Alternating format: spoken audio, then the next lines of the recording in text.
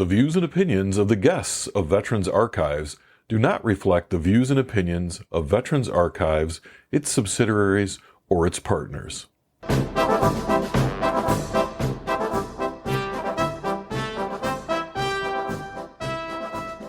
Hello and welcome to Veterans Archives. This is a podcast where you can learn about our military history in the words and voices of the men and women who lived and created it. I'm your host, Bill Krieger, and let's listen to our next story.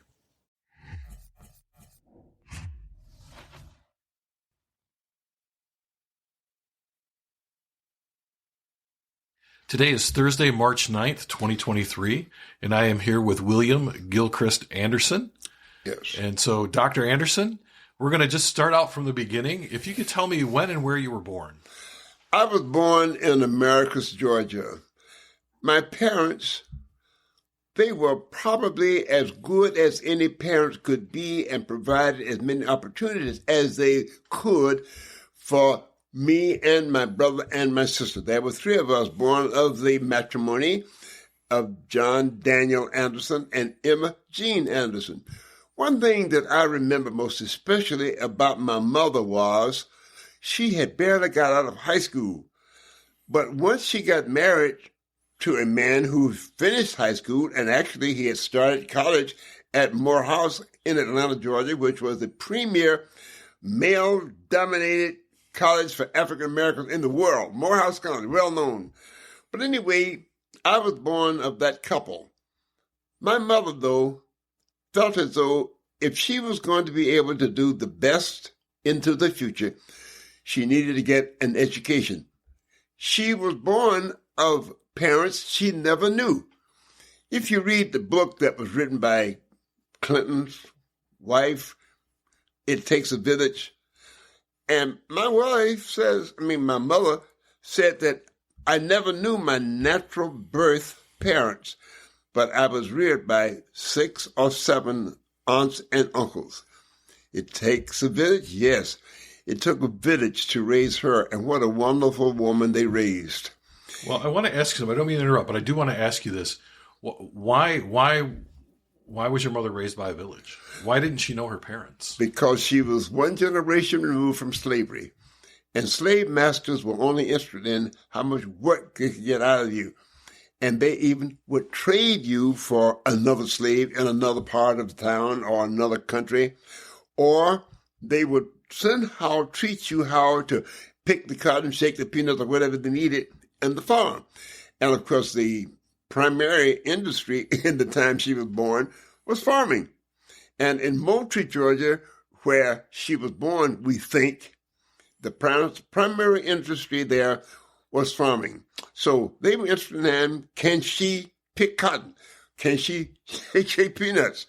Those are the things that they needed. But my mother was beyond that in her thoughts and said, I think I need an education if I'm going to help my children to get a better education than we've been able to provide for them.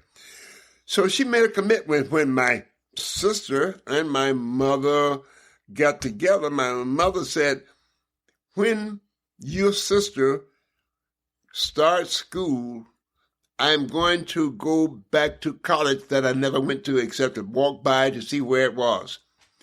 So when my sister then started elementary school, and she was 6 years old, my mother then started college. And she had to go to college in Savannah, Georgia, which was a couple of 100 miles from Moultrie, Georgia, where she was born and reared. But somehow or another, she just got that motivation.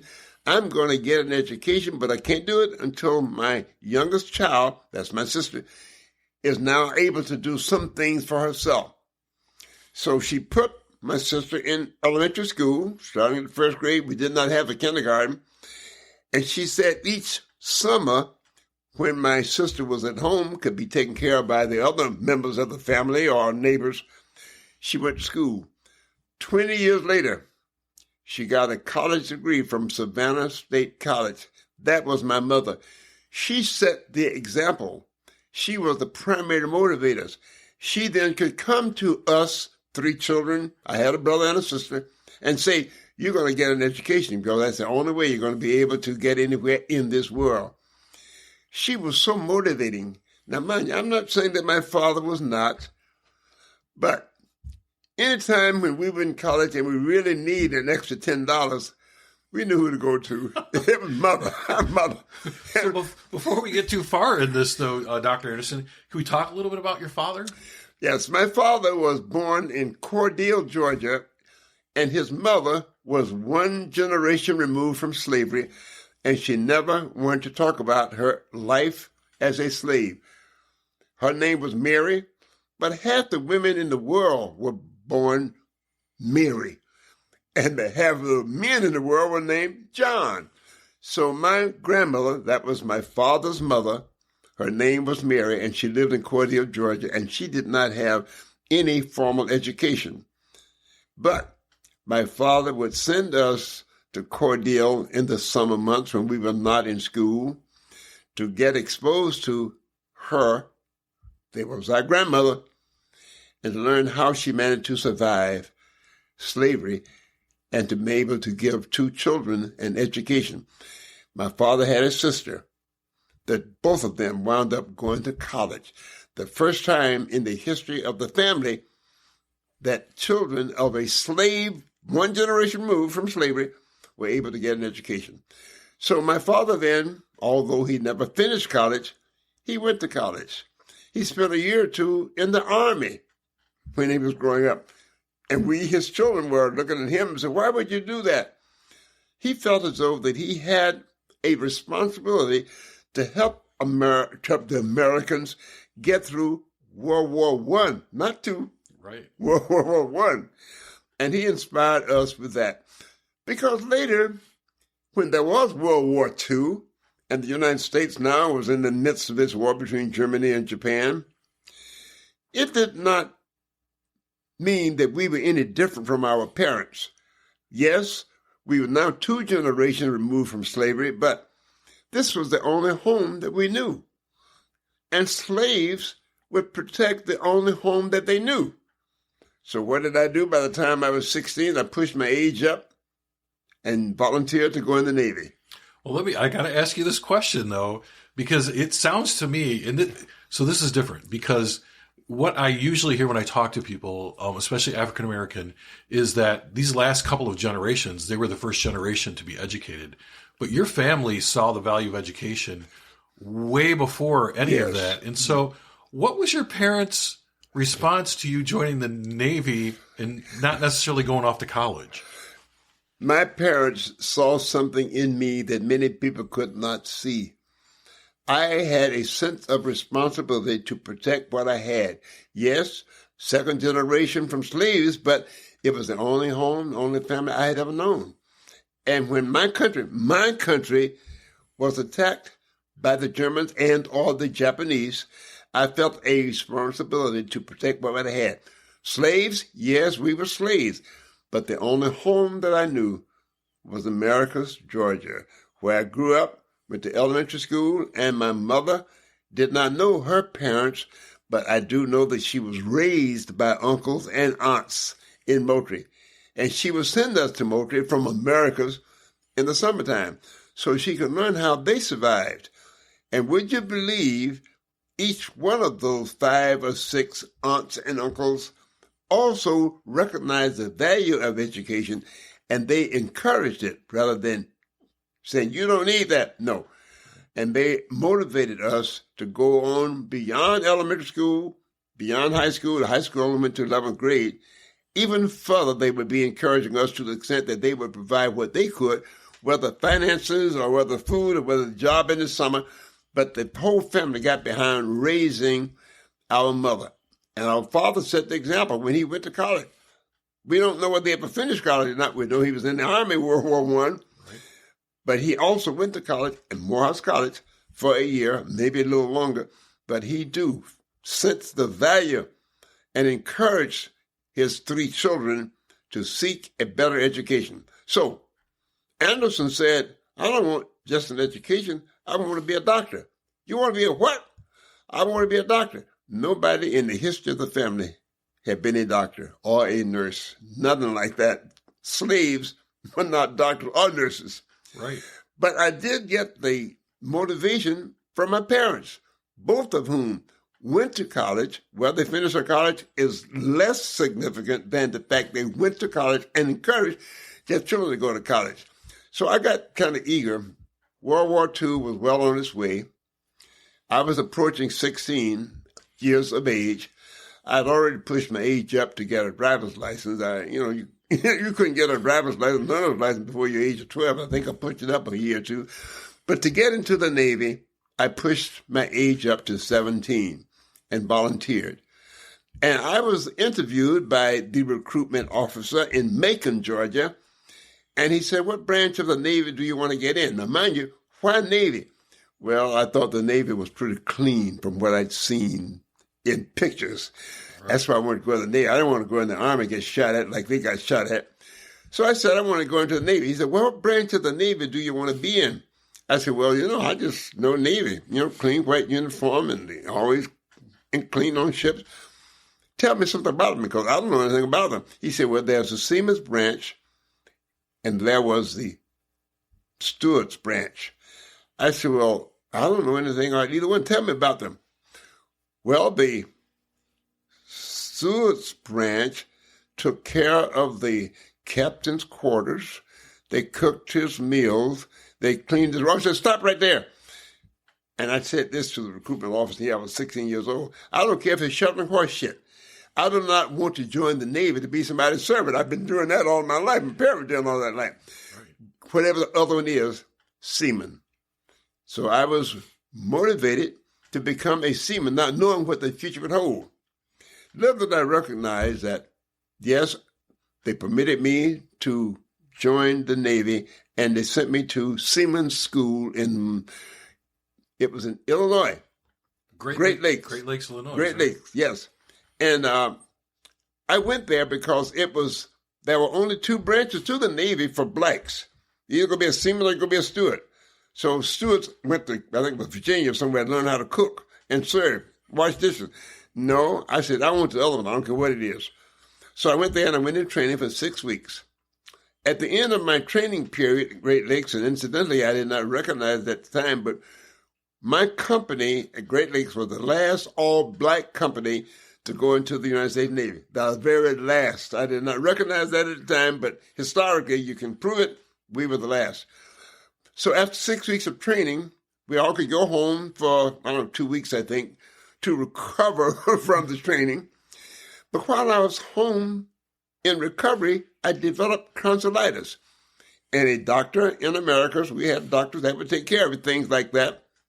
He said, well, you're not fit to travel. So he called the doctor back at Great Lakes and says, we've got William Anderson here, and he's a seaman way down, first class or below. And he is not able to travel now. He got a high fever and he's sick. So the doctor, I never knew the doctor in Great Lakes, but the doctor said to the doctor in Americas, keep him until he's able to travel, then send him on back up here to Great Lakes. By the time I got back to Great Lakes, my company had already been assigned as CBs. Those were the construction guys. I was so happy I missed that. They had already shipped out as CBs. So I was there in Great Lakes, the last remaining black in the last all-black company to go into the Navy. That's a part of history that probably you're not going to be able to get that in a recorded book of history of the Navy. Right. But I got back there with no assigned duties. So then the commanding officer of the training base said, we will put you on the next ship to Japan. Thank you. And he did, but at independent duty. When I got on the ship, I had no idea what this was all about because I had never been a seaman and never been a steward, anything like that. But at least I knew I was not going to be a servant. So when we got as far as Hawaii, we got off the ship there, waiting for the next ship to go to the Philippine Islands. 2 weeks later, I was on a ship, part of the ship company and the ship fleet itself, the captain of which was Bull Connor. Mm-hmm. He is historically there, Bull Connor. He was commanding officer of the 7th Fleet of the United States Navy. I was the only black in that whole fleet because I was a seaman and not a steward. The others went on ships as servants. Right.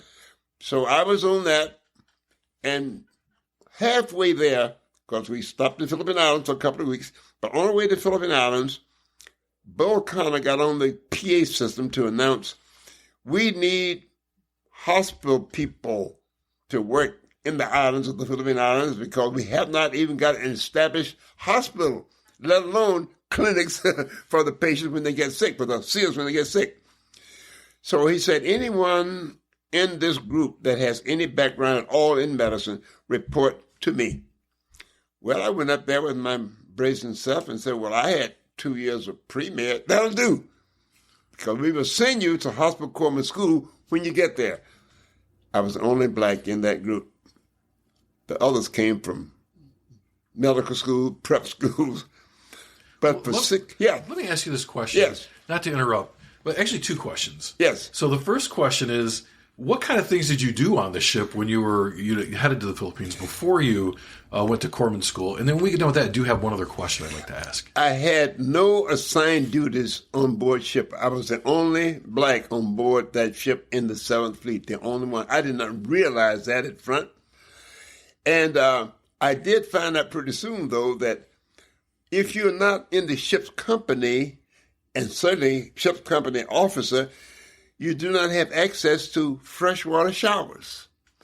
So after I had been on that ship for a few days and I began to smell myself, I sneaked into the officer's quarters and took a freshwater shower. And I was reported to Bull Connor's office, and he says, okay, you have done that, so you're going to have to go and work it out. And they put me down in the hold of the ship with a paintbrush and a pan of gray. Everything on the board ship was gray. So for the next week or two, I was painting in the bow of the ship. Did I like that? Oh, heck no. But that was the penalty that I got for taking a freshwater shower. But once I got to the Philippine Islands, because mind you, everybody who ever went to the Philippine Islands on the ship would tell you, oh, I went to Manila. No, hell no, everybody didn't go to Manila. Manila was the capital. It was the biggest city in the whole Philippine Islands. There were a whole lot more small islands, and it was on the island Luzon. So we only stopped there, and I looked at it, but I could not get off the ship. I was taken with the other crew to the Leyte Gulf. It's in the middle of the Philippine Islands. The atomic bomb had been dropped just a few weeks earlier at Subic Bay. And, of course, you couldn't even go anywhere near that. I think for 20 years after that you could. But anyway, then the ship that I was on was sent down to a group of small islands, and there were several of those in the Philippine Islands, and they dropped me off in the Leyte Gulf and dropped me off at one of the islands. There was Tacloban, Mindanao, Samar. But when I got off the ship, they immediately started looking for, again, anyone with a background in medicine. I just said, well, I got 2 years of pre-med, that's good enough. They sent me to hospital corpsman school, the only black out of a class of 12 or 15 that was sent to hospital corpsman school in the Philippine Islands because they had no doctors. And I want to ask you this question. Yes. Because it's really important to me anyway. Yes. What was it like? What did it feel like to be the only black person in that class? How did you feel about it? Would you believe that it did not bother me? I did not even stop to think about that except for one occasion. I was attending the sick servicemen in what you call the hospital was nothing more than a Quonset hut that they put cots in. Right. But there was a ruckus down in the places where they were living in these huts. And a guy that I was with me had been in my class going through hospital corpsman school. When he heard about the ruckus, and some guy had come up there to report what was going on, this man said this: what were they, niggers or gooks? Now that stuck with me. What were they, niggers or gooks? Because they regarded the Filipinos as gooks. Yes, that stuck with me. And I remembered that. And I did not like that. And both of us, mind you, were in the Navy. I was the only black in the hospital corpsman school. I had to take care of him when he got penicillin because he would go out with some of the girls who perhaps had gonorrhea. But I'm saying that I don't even think he had a second thought about what he was saying. And it was something that was not readily accepted by the son he was saying it to. Well, and words have meaning. Whether we want them to or not, words have meanings. I think he grew up hearing that, and that was the way he was brought up. Mm-hmm. But anyway, I managed to put some of that aside. I said, well, I will show you how I will respond to that by exceeding him in what he's trying to do. And yes, after I stayed there for a few months, I got promoted from hospital apprentice 3rd class to hospital apprentice 2nd class. And by the time I was sent back to the United States, I had been promoted, the first and only African-American to be promoted to hospital apprentice 1st class. And I do have that conviction. I got that in my card now because it was amazing to me to get to be a hospital apprentice 1st class, only 2 years of pre-med, mind you. And I was treated as a primary care physician. Hospital apprentice 1st class were treated as physicians internship and just one grade below becoming a medical officer. So although when I volunteered to go into the Navy, I did not anticipate that I would have that kind of opportunity to be selected by Bull Halsey to go to a hospital apprentice school as the only black, and eventually, after serving there for a year and a half, get the opportunity as I was being discharged. I've been promoted to hospital apprentice 1st class. And as a number of us, we were given the opportunity to re-enlist. I said, no, thank you. A couple years was enough. And I didn't. I went back home and I got ready to go back to college. And so, yeah, I mean, that's just an amazing success story all in itself. I can't imagine the amount of pride you must have felt going home, knowing what you had accomplished. So you got home, and so what happens next? I said to them, my parents, I need to go back and finish college, and then I started applying to medical schools. And I laughingly say, I applied to every medical school in the United States and foreign countries. Some of them denied my application because I was African American. There were others because they never heard of the college I went to, Fort Valley State. And at the time, I did not have a college degree. A college degree was not required to get into medical school or law school or engineering. But I had 2 years of foundation. And before I could get accepted into a medical school, I said I had to do something. And what caused me to look at the curriculum in the College of Mortuary Science, I don't know.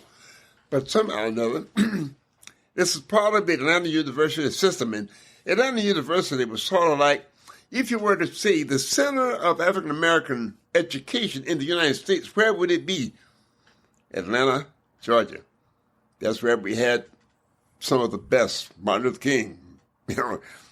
So I'm saying I didn't know anything about what Martin Luther King was going to become, but I looked at the curriculum for mortuary science, which was affiliated and had the same teachers as Morehouse. So I had graduated from the College of Mortuary Science in Atlanta, and the college had been contacted by a funeral home in Montgomery, Alabama, the Loveless Funeral Home. And I did not realize how fortuitous that was because I accepted the position because I needed the job. I had a wife and a couple of children on the way. And when I got there, the man who was owner of the funeral home, it was one of those that was in the family. And that was a lot of funeral homes in the country like that. His name was Loveless. And while he did not have any formal education himself, he recognized the value of it. And he said to me, I want you to go on out there to Alabama State College and bring me back your schedule of classes. We will assign you working at the funeral home so that you do not miss any of your classes. Damn, here was a man who had limited education himself, but he saw the value of education, and he saw in me something that could help him advance. So I was very happy to have him. Loveless. He was quite a playboy in his day. And he had a red convertible Buick, and he put bull horns up on the fenders, and he took great pride and joy in driving through the neighborhoods, blowing that horn, and with the top down. But on the other hand, he encouraged me.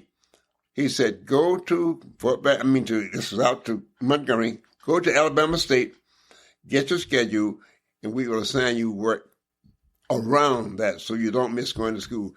What a man. Limited education himself, a real playboy, a real drunkard, but he saw in me a future that he did not have. What I did not know at the time was, you would never guess who one of my classmates was that became a leader in the civil rights movement, Ralph David Abernathy. We were classmates at Alabama State. I didn't know him. He did not know me. I got to know him only as a student at Alabama State, and he drove a small car. I did not have a car at all. I had a motor scooter. I had a wife, and now one child and one on the way. So that person, Ralph David Abernathy, became one of the leaders in the civil rights movement. He and I became friends when we both were in college. I did not know him from Adam before that time, and I only used him, I say, but it was mutual because he loved my scooter. I needed his coupe car. But that friendship developed before there was a civil rights movement, which caused me to say frequently, and I'm talking to those who have not had the same experience, make friends where you can, when you can. The friendship that I developed with Rev. David Abernathy lasted until his death, as the friendship that I developed with Martin Luther King when I married a lady whose brother was his best friend in high school. What? You can't make these things up, people. You can't plan your life like that, which is why I say make friends where you can, when you can. You never know. So I want to ask you a question Yes. on that. We see these men as leaders in the civil rights movement, as great men. I mean, no question. They changed not only our country, but they really changed the world. All the world. They were recognized all over the world, yes. But I want to know, what was it like to know them just as your friend? That was what that word you just used. If you can define friendship as unconditionally you want to maintain a relationship with that person, that's friendship. So when I told Martin Luther King, why don't you just shut up? When he was a senior in high school in Atlanta, I said, why don't you just shut up? An ordinary person might say, well, you can go to hell. I'm not doing it. But it did not. A friendship does not end because you might have a difference of opinion on some issues. And you may make him a friend because he was a classmate that you did not even know by name or looks. But you treated him as though you had known him most of your life. And of course, I just want to. Yes. You told Martin Luther King to shut up. I told him to shut up. Why don't you just shut up? Really? And you would have thought that would be the end of a friendship. No. If anything, it cemented the friendship because he knew I could tell him honestly how people are regarding him. So when I got into the Albany movement and I called for him to come down there, he did not hesitate. All right, Andy, when you want to come. Because we had that kind of relationship. And he knew I got in deep trouble starting a movement in Albany, Georgia. I had no idea what the hell I was doing. Right. So I'm saying friendships can be enduring if they are solidly built on foundations of friendship where I don't want anything from you except you. Become a part of me and what I'm doing. So I'm saying it was several years later, I'm talking when I left Montgomery, that I realized, damn, my classmate, he was sitting 3 seats behind me, became a leader in the civil rights movement because make friends where you can, when you can. You never know what the future holds. So when I Finished college, yes. Okay, so that's what we're going to get to. So I want to find out what happens to William Anderson. You go to college, or you're working at this mortuary. By the way, never heard of a Playboy mortuary owner before, so that's very interesting. But so you have this life experience. So what happens after graduation? At graduation from high school or college or the mortuary science school, which one? Yes. Yes. All right. Well, we know that you went into the Navy. So let's talk about what happens after your graduation from the mortuary science school. All right. After graduation, my father, who was a district manager of the North Carolina Mutual Life Insurance Company, one of only two significant insurance companies that were owned and operated by African Americans, because Mutual of Omaha would not insure a black because their life expectancy was too short for them to get enough money. But the North Carolina Mutual was one of the major. It was probably the only one east of the Mississippi River, and my father happened to be a district manager. And my father was sort of like me. He made friends easily. One of the friends that he made was Willie Joe Reese, the only osteopathic physician of color in the entire southern United States. I'm going to say again, you can't make this stuff up. I mean, this is in the record books. These things happen. But what I say to people, especially children who are growing up in high school and college, make friends. So Willie Joe Reese and my father were close friends. They were fraternity brothers. And my father said to him, my son wants to be a doctor, but he'd been turned down by every medical school in the country because, number one, he's colored. Number two, he went to a college that's not recognized. Fort Valley State College only had 300 students. So I'm saying that he did not have a chance to get into Harvard, Yale, Princeton, all those medical schools. And Meharry was one of those that was predominantly black. So I'm saying that to Willie Reese, my father was saying, he wants to get into medical school, he can't get in because of his color, or maybe he went to Fort Valley State where he was not recognized. Then Willie Reese said, I can help him to get in to a college of osteopathy. And my dad said, well, I don't know what that is, but you are practicing what he wants to do. Willie Reese was a very well-known primary care physician in Albany, Georgia, the only DO in the entire southern United States, the only one. Again, make them when you can. Right. So my father said that to me. I said, well, I'll meet him. So I went to meet him, and I watched what he was doing. And I had said, now, I don't want to be one of those DOs, one of those cracks. I want to be a real doctor. You know, I can give shots and write prescriptions. And my dad said, well, just come, you dummy. You know, just come and meet him. And I was obedient to my father. Uh-huh. And when I met Willie Joe, I said, I came out there telling him, I said, well, he's doing everything I ever wanted to do as a doctor. I only knew African-American physicians were primary care. They were family practice. There were no surgeons and neurologists and all those. And I said, that's just what I want to do. To me, family practice was the only thing that doctors really were needed in most of the country. I said, that's what I want to do. I told you that.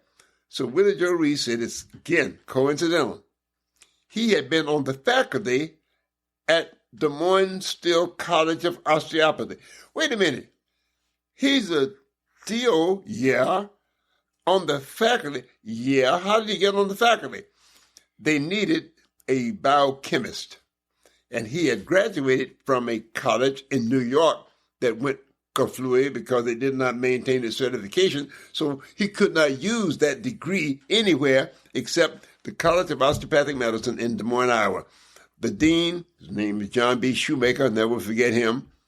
He contacted him and said to him, if you come here and teach biochemistry, because we need a biochemist, if you come and teach biochemistry, in 2 years, we'll get you a DO degree.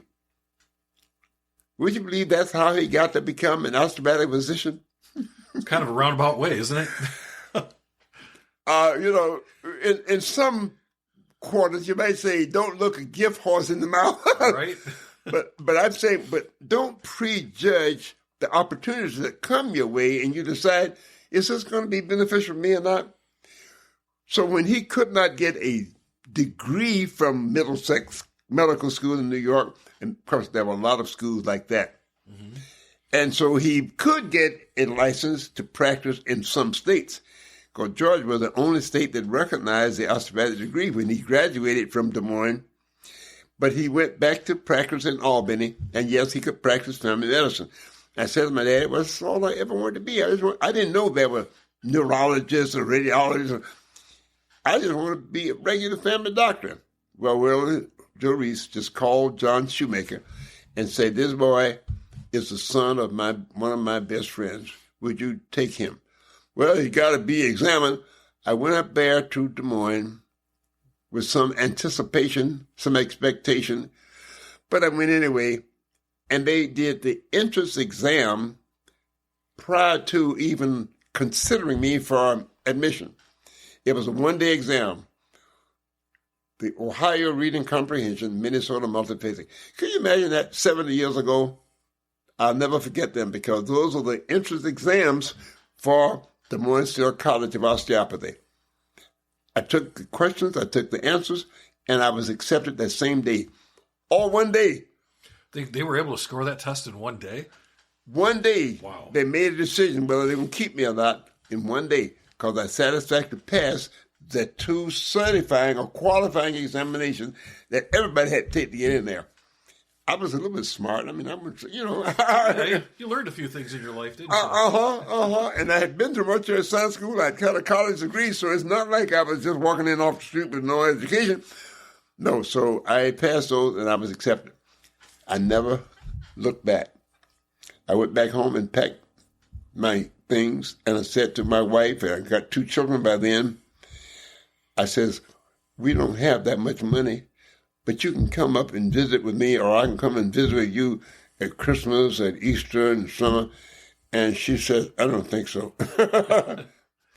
So when I got there, and there had only been 2 African Americans in the class ahead of me, and there was one lady in Des Moines who would look at us and how much we needed an opportunity to keep my families together, because she saw me. She gave me a room in a rooming house that she had, where she had 4 or 5 other families in this 4-room house. But anyway, we kind of get crowded there, but you ignore that when you say, well, I got to have a place to stay. Right. So she let me rent a room. But after I'd been there 2 or 3 days, she said she wanted to have a conversation with me, because she says, you are not going to ever finish that medical school without your family. I had a wife and 2 children. And so she says, what we'll do is we'll move you to a big room, and we will partition this room, so that'll be the sitting room, that'll be the dining room, that'll be the kitchen. One big room, and you can share a bathroom with 2 or 3 other families on this floor. Well, listen, I was eager to get into medical school here. I was eager to get there, even if it meant I had to share a bathroom with 2 or 3 other families on the same floor. But I was able to have my wife and 2 children come up to Des Moines, and she said, I noticed the difference. Yeah, family makes all the difference, I think. Yeah. You cannot make it. If you got a family that you care about, you're not going to get very far being 1,000 miles away from them and seeing them maybe at Christmas and maybe at Easter, and that's it. No. She said, you are not going to graduate from this school without your family. Now, before we go any further in Yes. the story, how did you meet your wife? She was a student at Fort Valley. And mind you, I had been in the Navy for a couple of years, and when I came out, I went back to Fort Valley, hopefully to get a college degree. I was out on the campus. It was a beautiful campus. Fort Valley State is just south of Macon, Georgia, about 20 miles south of Macon. Beautiful campus and an oval. And I was out there chit-chatting with one of my classmates, and I saw this beautiful lady walking across the campus. I looked up and said, oh, wow. And she was a beautiful lady. I want to meet her. I said, well, I know her. I know her friends, so I can introduce you. I was introduced to her on campus at Fort Valley State. And after we had been dating each other periodically, I finally asked her to marry me.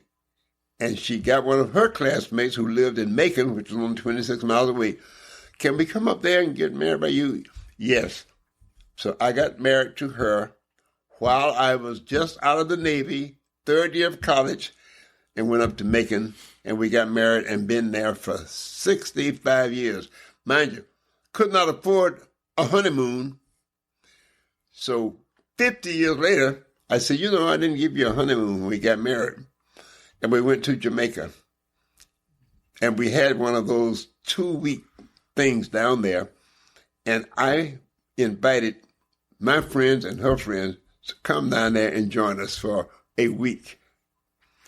That was the honeymoon. It took 50 years to get there, but she got it, and it would be memorable.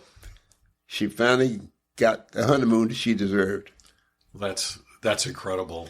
Yeah. That really is. And, I think the cool thing about having that honeymoon so late in life is that you got to have your friends there with you, right? The people who and I did. in your life. Mm-hmm. Yeah. Well, let's go back to Des Moines, Iowa now. Okay. Your family's coming up to stay with you, and you're headed into osteopathic school. And the dean, his John B. Shoemaker, he recognized that I had some background educational opportunities and experiences that they needed. One of them was they needed an anatomist because the anatomist that they had, his name was Stanley Demetrius Marianus. We called him the glad ass from Mass. He was a major in the United States Army Medical Corps, but not a doctor. And he didn't know one medicine from another. But he was chairman of the anatomy department at the college. So mind you, he was so impressive, spoke so impressively, but didn't know A from a bullfrog. And he then, when a student would ask a question of him about anatomy, Andy, he called me, Andy, show him the vena cava, because he didn't know where it was himself, because the student would ask him questions about anatomy. I knew anatomy. I had taught anatomy at Montreal Science, so I knew that. But he was impressive. You did not know him, don't ask him any anatomical questions. He impressed you. He was a retired major in the Army. So I was able to keep a job as his assistant in anatomy, so that paid part of my tuition. And then there was a radio station in Des Moines that never had a black disc jockey. And there was a program one day a week at this radio station.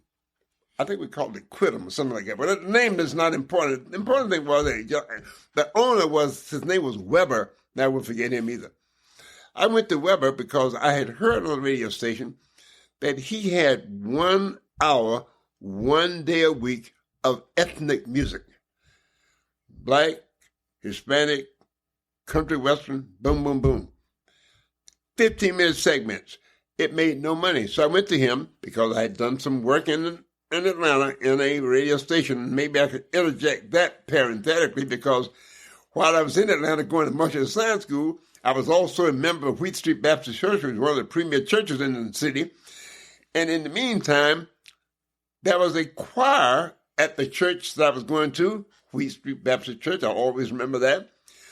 And we were singing on Sunday mornings, and I was singing in the choir because I just like to sing. The program director of the radio station came to meet those of us who were in the choir to say, can any of you read the print, because the announcer that we have probably had a little too much to drink last night and could not come in. So we need somebody to read what part of the program is going on. And I, with my smart self, said, well, yeah, I know how to read. So he said, okay, here it is. Here's the print. I was a radio announcer, just like that. But while I was on that radio station that was played in the afternoons, and the people that heard it, one of them at least, his name was Allie Pat. Don't ask me what that meant for. But he needed someone to be on radio with him because he had 1 hour every afternoon, Monday through Friday. And he could not do it all by himself. He heard me speaking for the choir on a Sunday morning in a radio station. And he came to me and said, would you be interested in going to radio? Well, I don't know anything about radio. I've never done it. Well, that's all right. We just heard you read. That's enough. We want you to read the script. That's where I got involved in radio. So now, degree in material science, experience in radio. Now I'm in Des Moines. They never had a ethnic music hour on that radio station, ever. It was 15-minute segments, 1 day, 1 hour a week. Country western, shackles. So I went to Weber, and I says he was going to take that off the air because it wasn't making any money. Right. I said, I can do that program for you. He said, yeah, but that's not making any money. I said, tell you what, let me do the program, and if I don't sell some ads and you don't make some money, don't pay me. Are you nuts? Yeah, a little bit. But I want that opportunity. He said, all right, kid, we'll try it for a month. So that radio station that was 1 hour, 1 day a week of mixed ethnic music, it went to every night, 4 hours, 5 nights a week. And who? He gave it to me. Be careful of what you ask for, right? Right. That's a lot of work. Right. But I could do it. I went to school during the day. I taught anatomy during the day, getting my DO degree so I could practice medicine in Georgia. But yes, I also didn't need sleep. I needed more opportunities so I could make some money to take care of my wife and children because they had come up to Des Moines to stay with me because the landlady said, you're not going to make it without your family. So she probably had a lot of wisdom. Huh? That landlady probably had a lot of wisdom. She did. Well, I guess all she had to do was look at me pacing the hall at night, and she knew that that's not going to make it. Right. So now I had to be the assistant to the anatomist because he didn't know one end from the other. Now I got a radio program 4 nights a week, 8 to 12. I was it. And mind you, I had to also be the engineer, the announcer, the engineer, and the programmer for that 4 hours every night, Monday through Friday. And then on Saturday morning, because he had a country western segment there, and when the country western announcer could not be there, he called me. I did that also. So was there anything I did not do, would not do, or could not do to get through medical school? You name it, and I did it.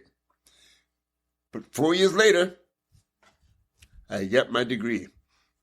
Now I need to get an internship. Before you get an internship, you have to have an externship, which is in the 4th year of medicine.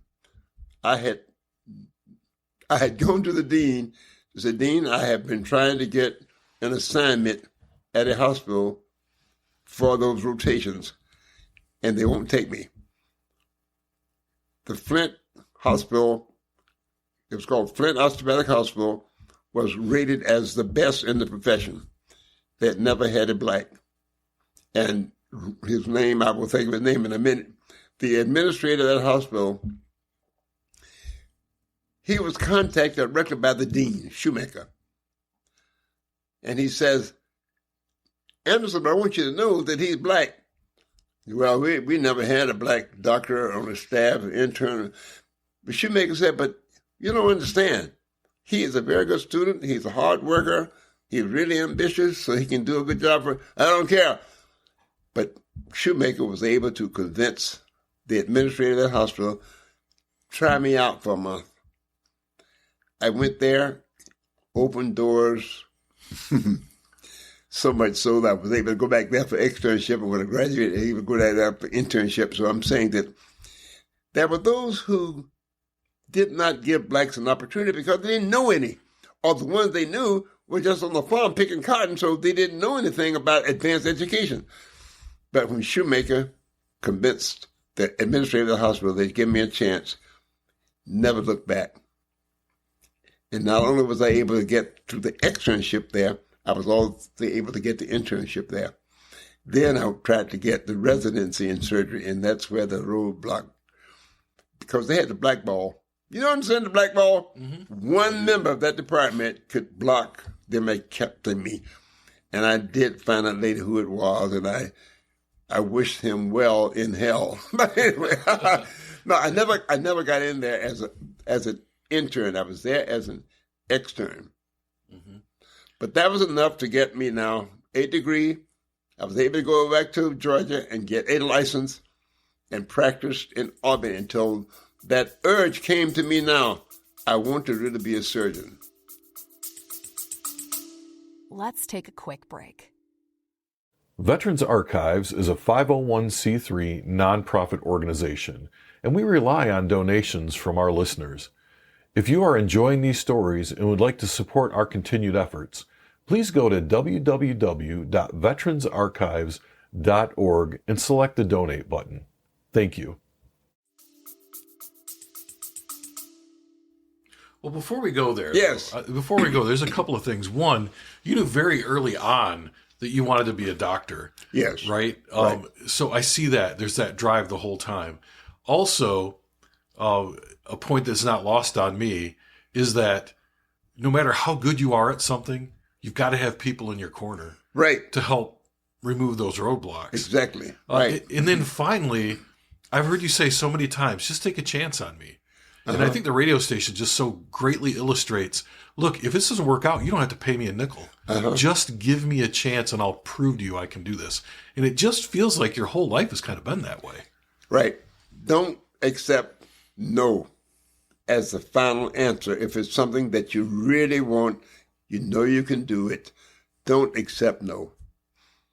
Make them an offer they can't refuse. When I said to Weber, let me do this. If I don't make you some money, don't pay me. Are you crazy? Well, yeah, a little bit. But it went from 1 hour, 1 day a week to every night, 4 hours, 5 nights a week. And when I wanted to work on Saturday, I could do that on Saturday also. In other words, it was a matter, what do you want? Well, and I think about your externship at Flint, right? Right. Just give me a month. Give me a month. Just give me a month. And you made it through the whole externship. Yeah. And Shoemaker made that appeal on my behalf. Just let him. I know. Now, let me give you an illustration of what I got through in order to convince Shoemaker that I knew how to get along. There was no integration in Des Moines, certainly at the college.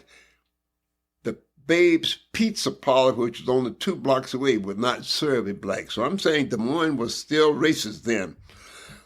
But then, in the middle of the first year, the university, well, the college then had a social function of, drinking wine and dancing.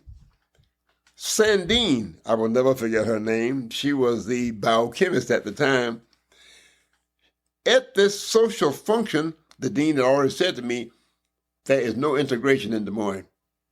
You will not be socializing with white females. Sandine was a white female. This was an official hospital function, or college function.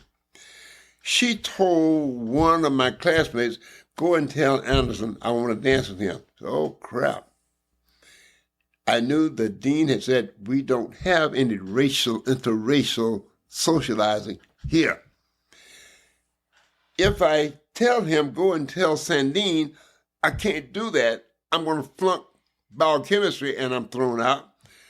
If I do it, somebody's going to tell the dean who told me don't do that, and I'll be thrown out. What do you want to do?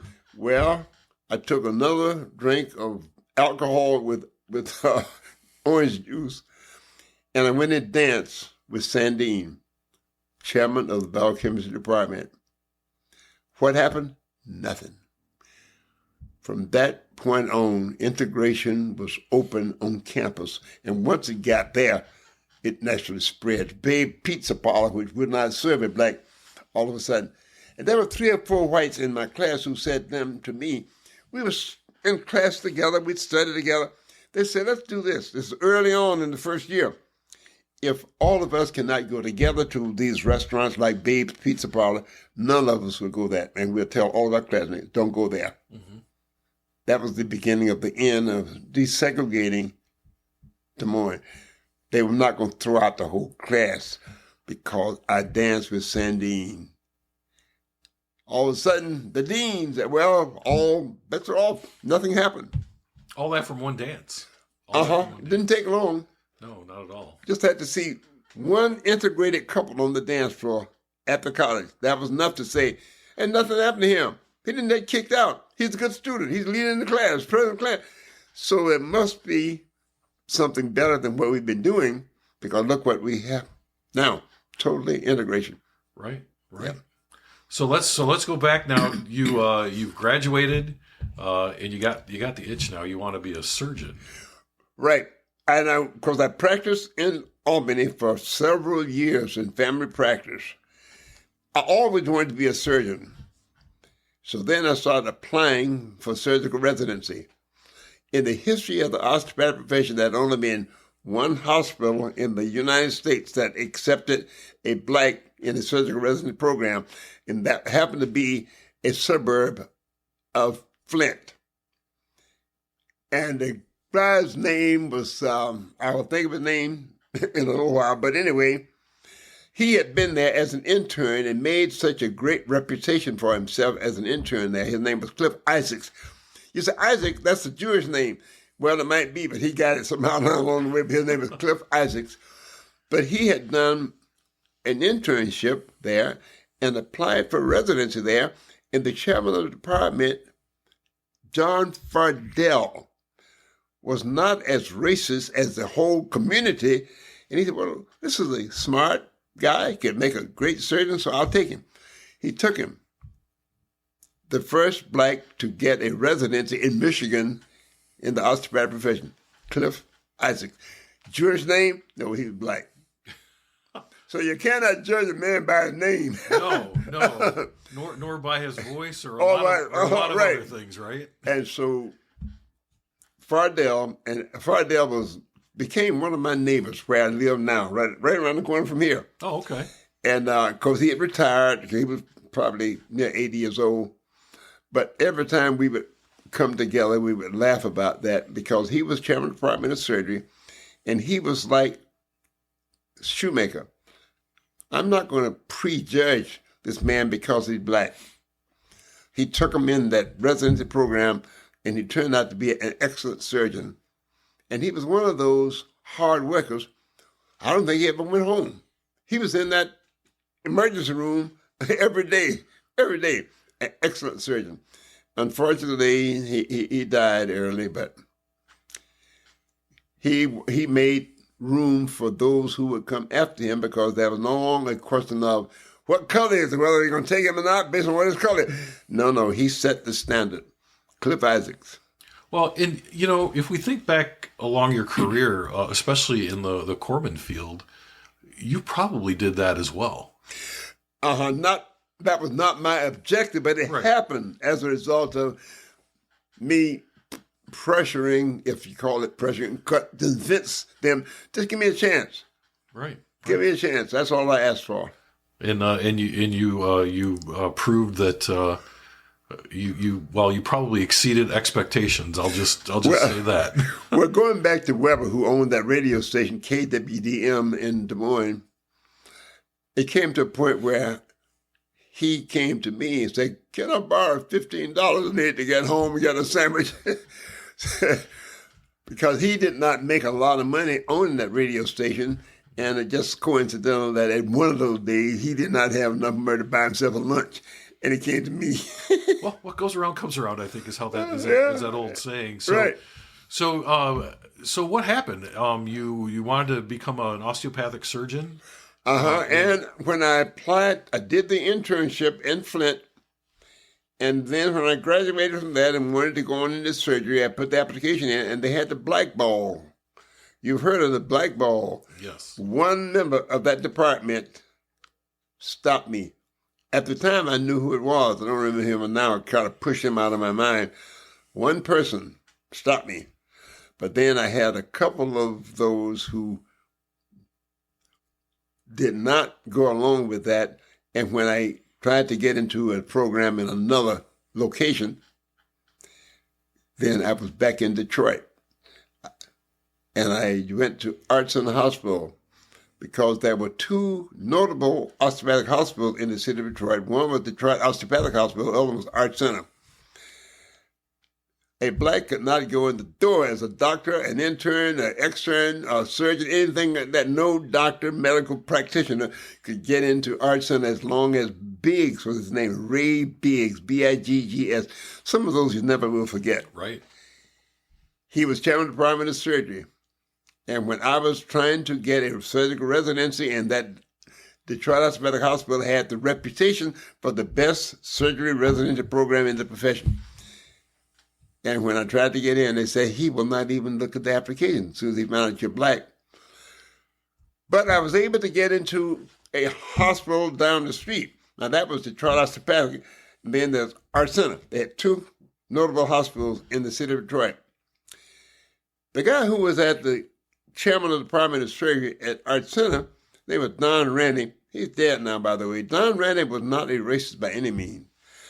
He heard of my reputation and what I had been doing in order to get there. And so when I applied, he said to me, I cannot make that decision. We have to go to the old man. The old man was A.C. Johnson, who was the founder, owner of the hospital. We had those back in the day. One person. He said, we're going to go to talk to A.C. Johnson. Okay, I'm ready because I want to get this residency. So he took me into A.C. Johnson. A.C. Johnson, as I said to him, Dr. Johnson, I don't want to hear that. I know all I need to know about you. I've read about you. I know what you're doing. I'm going to give you a chance. That's all I needed. Once the old man said it, it was done. He was the father, mother, and all of that of Art Center Hospital Department of Surgery. He had been a surgeon with no formal training. How did you get to be a surgeon? I read surgical books. I would pay surgeons at some of the leading hospitals for me to come in and observe. That was the way he got his training. Some things you couldn't do today. Right. You never could do that today. No. With my 9-year-old, I have a grandson who's a robotic urological surgeon. I mean, we've gone all the way now. But yeah, that was then. You could not get by with that. He was the answer. And matter of fact, he died in the hospital while I was in my early days on the staff. And I went in to visit him because I would go to see him regularly because he was the one who opened the door for me. Right. He looked up at me and said, God damn it, am I still alive? That was his demeanor. Uh-huh. God damn it, I'm still alive. He thought that he could tell God what to do. Yep, there are people out there like that. So what was your experience like at that hospital? Here's what Don Rennie said. He was chairman of the Department of Surgery. He said, if we just put you in the regular schedule, he said, you're not going to make it very long. Here's what I want you to do. I want you to sign on as a night house physician. That's about as low as you can get as a doctor in a hospital. So after I had been on, now mind you, if you're a patient in a hospital and you had pain and the only doctor in the hospital happened to be a black doctor, and they don't know that was the only position I could get as long as racism was existing there, but they don't care who it is. They could be a orangutan tail as long as they can bring me some Demerol or something to stop the pain. So anyway, patients came to depend on me, the only doctor on night duty. This is a small hospital, 150 beds. I was the only night duty doctor. So they all got to know me, got to know who I was. They loved me. They found out they needed me, couldn't do without me. So after 9 months of that, he said, all right, now it's time to go to the old man, go back to him. And he went back, and he was able to explain to him, Anderson has been taking care of all the patients at night, and he knows what he's doing, and they all love him, and we want to give him a chance. Then that's Adam Cullen Johnson then said, okay, we will give him a chance. That opened the door. Don Ranny, chairman of the department. When I finished the residency, 4 years later, he said, I would like for you to join the group. Ranny, Christian, Welch, and Anderson. He gave me a position with the highest ranking group of DO surgeons in the country. Adam Cullen Johnson was on his deathbed, but before he did that, he did open the door. So I was accepted by anybody and everybody in that hospital. So Eventually, I became chairman of the department myself. As they would be retiring or relocating, and eventually I was elected to the board of directors of the hospital, and eventually was chairman of the board. So going from excluded because I was black to the highest position you could get in that hospital. Sometimes it's just get your foot in the door so they have a chance to see what you can do before they decide what they do not want you to show. And Don Rennie, he's dead now. He moved out to Arizona in retirement. I don't want to retire. Well, I do. I retired from surgery after 25 years, but I went into medical education, and that's where I think I belong now, to give the next generation of surgeons the opportunity to talk with me, work with me, exclude me, read what I write, kind of thing, once you get there. Well, and I want to ask you this. Yes. How did all of that experience shape how you treat people now that you're in that position, or that when you were in that position as the, on the board of directors and being able to make those decisions? Well, my objectives from the time I got into medicine was to create an atmosphere whereby they would seek me out. And that was what I considered, this is success. When patients come to me, will you do my surgery? I think that's when I can say I have arrived. And did I had a good practice, 20 years. But Randy, Christian, Welch, and Anderson. And mind you, that was 60, 70 years ago. My starting salary was $40,000 a year.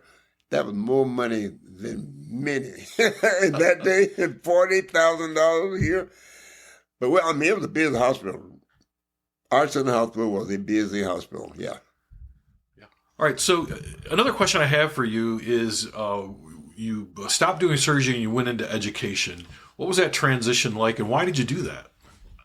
While I was active in surgery, I ran a program in surgery. So it was nothing transition from one to the other. It was a continuation. Every good leading physician in a hospital is going to be an educator, or they won't be that long. You might have heard of the mayor of the city of Detroit. Before he was that, he was the chief executive officer of Detroit Medical Center. The hospital was doing all right. They had about 6 hospitals in the Detroit Medical Center. But he said that they were not making any money. So he was looking for somebody who could bring in fellowships, residences and fellowships. That's where the money was. So someone told him about me and what I had been able to do at a small hospital in downtown Detroit, Riverview Hospital.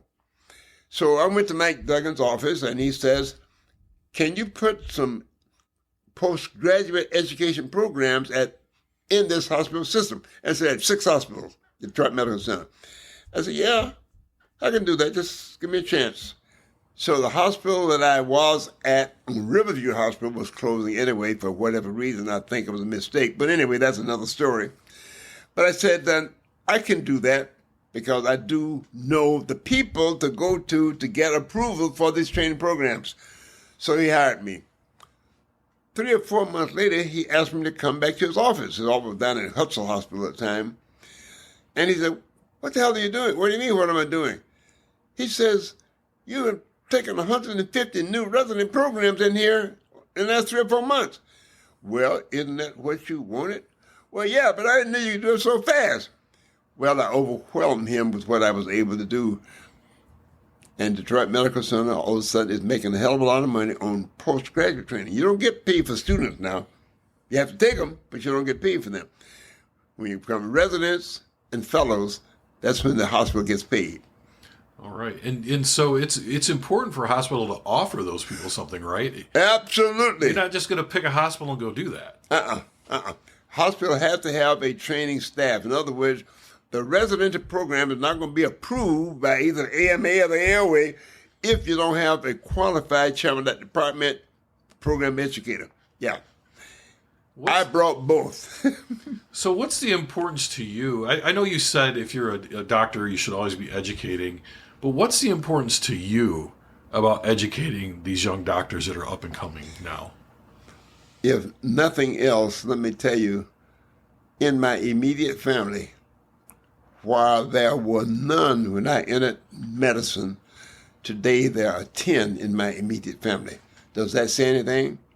It's quite a legacy. Yes, and I don't believe that you can have that many walking in my footsteps if there was not value that they could see. So now I have 3 or 4 OB-GYNs, got a couple of surgeons, and this robotic, he's going beyond me. I never knew anything, such a thing as a robotic urological surgeon, and he's at DMC.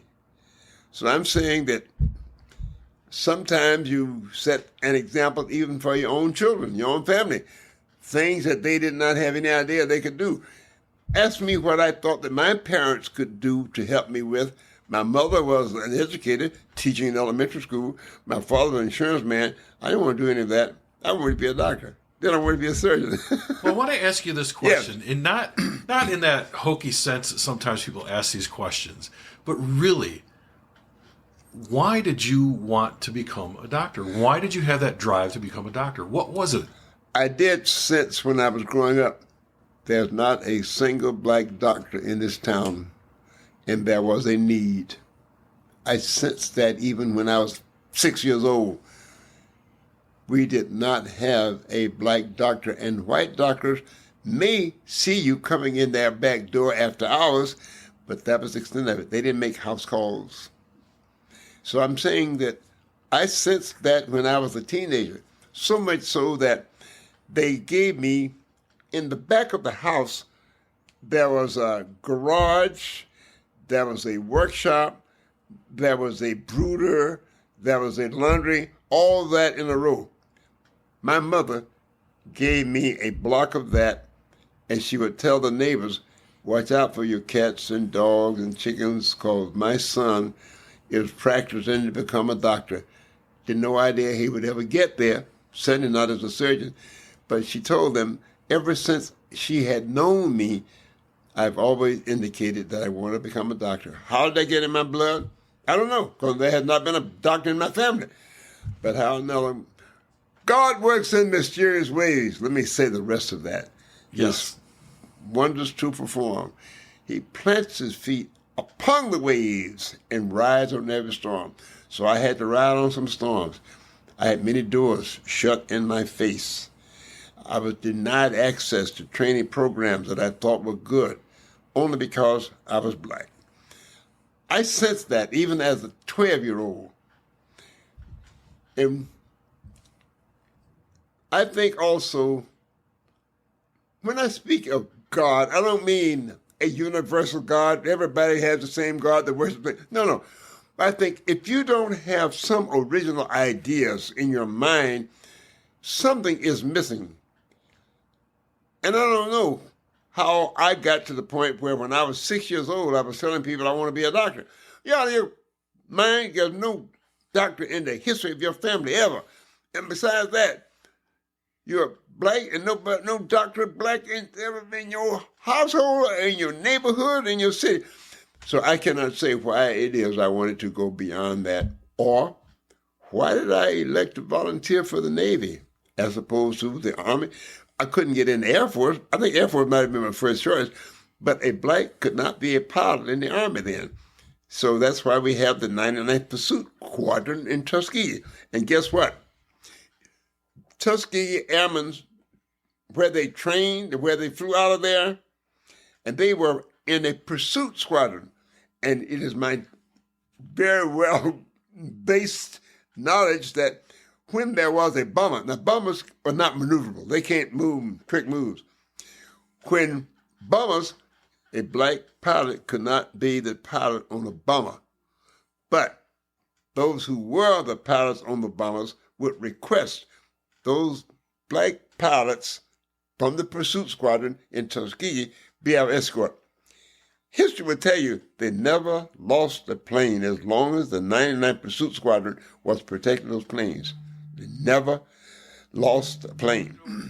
We talk about the Tuskegee Airmen. Yes. We talk about the work that they did. We talk about the work that you did as a doctor. Uh-huh. And so we talked about the importance of having a black doctor back when there were no black doctors, right? Right. Because patients couldn't get in to see a doctor if they were black unless they were coming in after hours or in the through back door. Yes. Yeah, they couldn't even sit with the other patients. Right. Yes. So what's the importance today then of having qualified black doctors?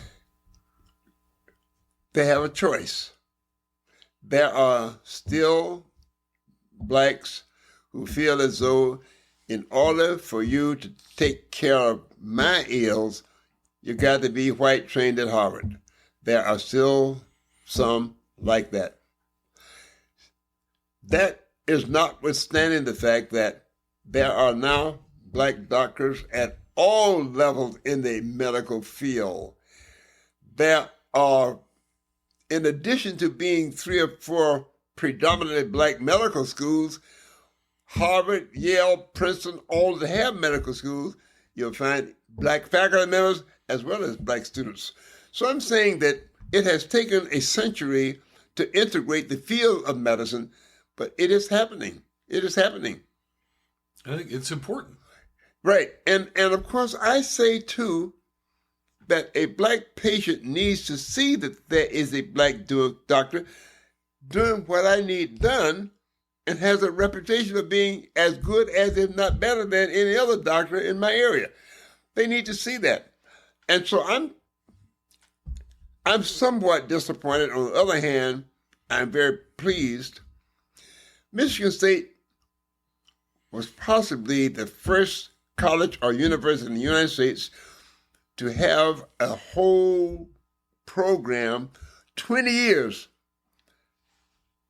of the progress from slavery to freedom. And the dean of the College of Osteopathic Medicine at Michigan State selected me, and he gave me a free hand, whatever you need. Some of the speakers I brought, $10,000, $15,000, $20,000. And when the staff would contact him, and he'd come to me and say, wait a minute, we can get Harry Belafonte, but he wants $20,000. I say, well, let me check with the dean. Or you can go and ask the dean. And dean would say, is that what Anderson wants? Yeah, do it. I don't know of another college that would give somebody like me, from the pits that I came from in Maracus, Georgia, a free hand to have a 20-year program bringing distinguished leaders of the civil rights movement in the United States to campus. It would be of value. We can get to you the names and the credentials of every speaker I've had for 20 years.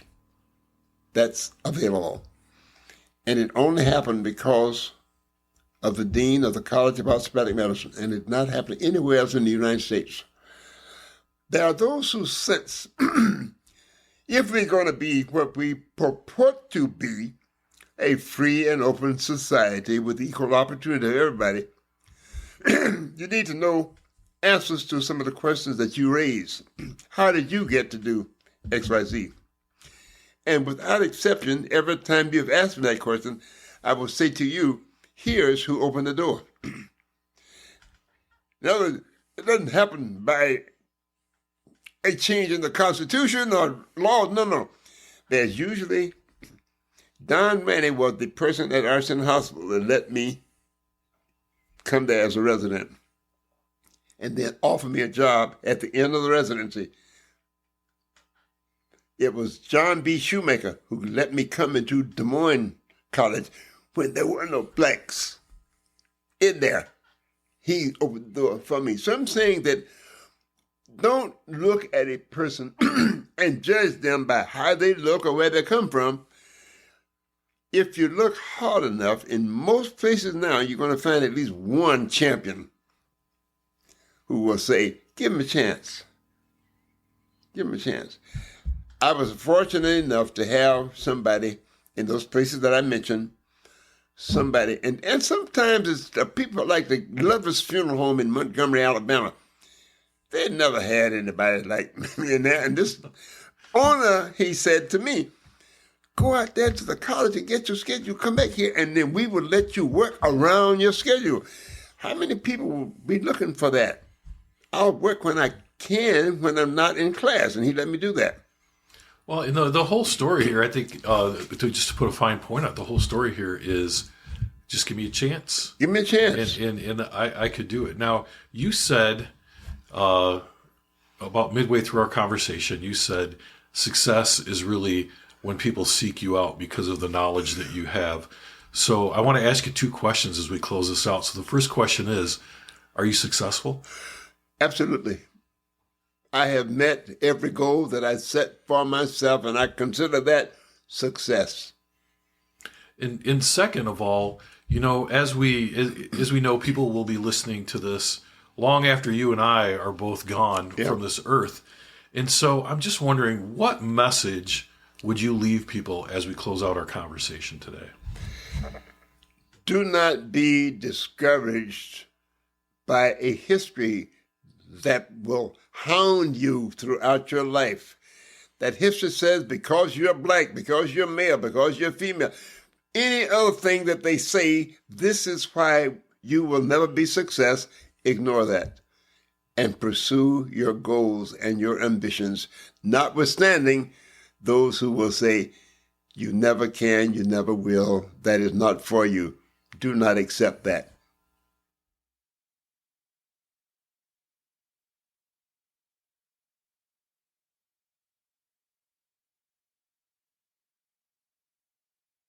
Thank you for listening to another episode of Veterans Archives, the podcast that brings you the story of the men and women who have created and lived our military history.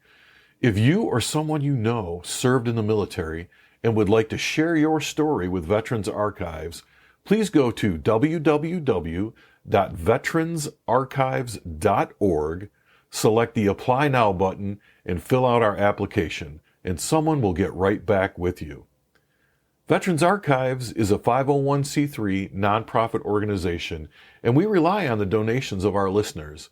If you are enjoying these stories and you support our efforts, please go to www.veteransarchives.org and select the Donate button. Any donation is certainly appreciated. Look for Veterans Archives on your favorite social media. We are on LinkedIn, Instagram, and Facebook. Just look for Veterans Archives. Like, follow, and share our page. We'd certainly appreciate it.